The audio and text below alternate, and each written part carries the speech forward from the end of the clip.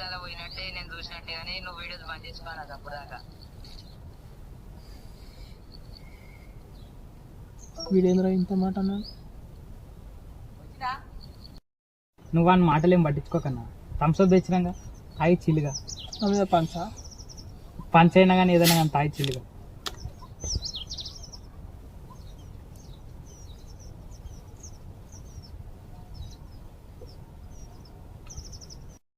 అది కూడా కరెక్టే అన్న. మనం ఎంత కష్టపడి వీడియో తీసినా వ్యూస్ వస్తలేవు, లైక్స్ వస్తలేవు.